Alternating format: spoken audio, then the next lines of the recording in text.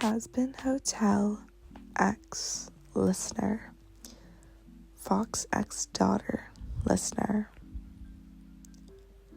The penthouse overlooking the pentagram city hummed with the low buzz of the 100 screens. Vox sat in his massive control chair, blue claws tapping rhythmically against the armrest of the security feeds. They flickered across the wall. He'd built an empire on information. Every camera in hell fed him data. Every whisper in the streets eventually reached his ears. But nothing prepped him for this. The elevator dinged. You stepped out, hoodie pulled low over your face, shoulders hunched like you were trying to disappear. Vox's screen glitched for half a second, static crackling at the edges of his vision. Something was wrong. You always ran straight to him, checking with him after dates, chattering like whatever and about whatever mortal realm nonsense your boyfriend had shown you on his phone. Tonight, silence. Kiddo. His voice carried that same distorted charm, but the undertone was sharp. He stood towering even without full broadcast height. You're late and quiet, which is never a good combination with you. He looked up. I'm fine, Dad. Lie detected. Fox's left eye twitched a little bit, a small red warning flashing internally.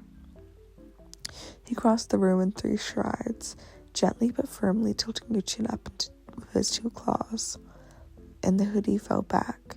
A dark bruise bloomed across your cheekbone, swelling under your eye. A split lip, and the kind of mark that came from a backhand, not a fall. Fox's screen froze. For 3 seconds, every feed in the penthouse went dead, silent. When the static exploded, harsh electric filling the air like a storm rolling in. Who the hell did that to you?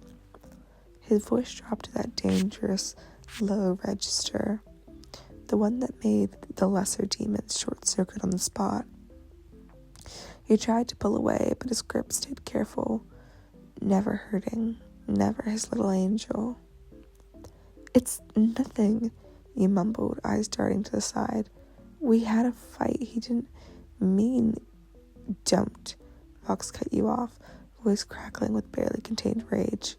Don't you dare feed me that he didn't mean it bullshit excuse. I raised you better than to make trash excuses for trash. He released your chin and immediately pulled you into a hug, one arm wrapping around your shoulders, while his other hand hovered protectively near the bruise, electricity sparking faintly at his fingertips. He wanted to short-circuit the pain away, but he knew better than to zap his own daughter. Thankfully. You buried your face in his suit jacket, the familiar scent of ozone and expensive cologne grounding you. He said I was embarrassing him in front of his friends, and I talked back, and then he just swung. You sniffled. Fox's screen displayed a loading error for a moment, glitching hard inside his head. Every security protocol lit up. He was already cross-referencing your boyfriend's name, face, and last known location, social circle, family, everything. The V's network was vast. The bastard wouldn't hide for long. But right now, you came first. He pulled back just enough to look at you properly, his usual shark-toothed grin replaced by something softer, sweeter, almost pain. Listen to me, sweetheart. No one, and I mean no one, gets to put their hands on you. You're not a normal person. They don't get to do it in anger. Not ever. You're my baby, you're my daughter, my kid. And the one good thing in this shithole city that isn't built on deals and betrayal.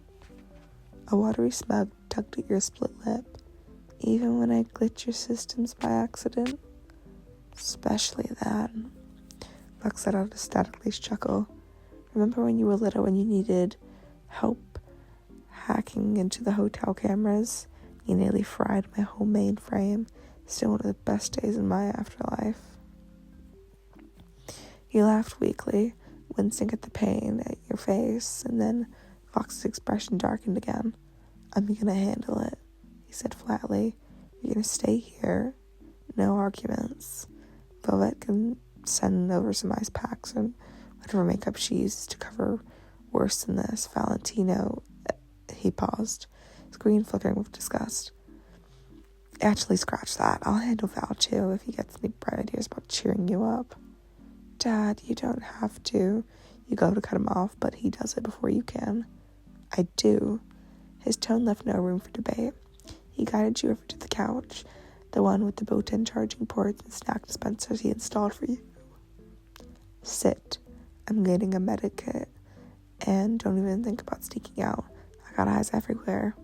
Remember? As he rumbled through the hidden panel, pulling out antiseptic and a cold compress. That looked suspiciously high-tech. You watched them. Vox moved with that same precise efficiency he used when dismantling rival broadcasts. But then, there was a tremor in his hands, real worry, and the kind that he only showed when he was with you. He knelt in front of you, carefully dabbing at the split lip. You deserve better than some low-tier demon who thinks he can treat you like one of Valentino's toys. You're smart, you're funny, and you put up with my bullshit daily and still call me dad like it's the most terrifying title in hell. You're a very smart girl. You sniffled. He said I was too attached to you, that it was weird. Vox's eyes narrowed into dangerous slits. Too attached? Kid, I'm an overlord. Attachment is how I stay on top. And you're the only person in this entire ring I'd burn every contact for. The compress pressed against your bruise gently. The cold relief spread instantly. Vox had clearly upgraded it with some properly tech. Tomorrow, he continued, his voice calm, we're going to have a little chat with him. You don't have to be there if you don't want to, but he's going to learn what happens when you mess with mine. You reached out and grabbed his wrist. Just don't kill him. Please. I don't want that on you. Vox stared at you for a long moment, then sighed, the sound full of affection. Fine. No killing. But he's getting a very public, very humiliating lesson in respect, and a one-way ticket to the poorest district of the Pride Ring.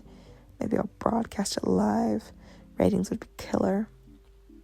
A real laugh escaped you this time, despite the pain. You're ridiculous. I'm your dad, he cut off. It's in my job description. He finished tending to your face and pulled you back into another hug. One tighter, his screen rested faintly against the top of your head. Warm from more of the processing power running in the background. Probably already tracking the boyfriend's phone signal. Promise me something. He looked at you. Yeah? You asked. Next time someone even looks at you, you tell me immediately. No hiding. No, it's fine. You're not alone in this hellhole. You got the entire V's network behind you. And most importantly, you got me. You nodded against his chest. Yeah, I promised Dad. Good, he said back. For a while, the penthouse was quiet, except for the soft hum of screens rebooting in the background. Vox didn't let go. He sat there holding his daughter already, mentally drafting the most devastating public humiliation hell had ever seen. No one just gets to hurt his kid and walk away unscathed. Not while Vox was still broadcasting.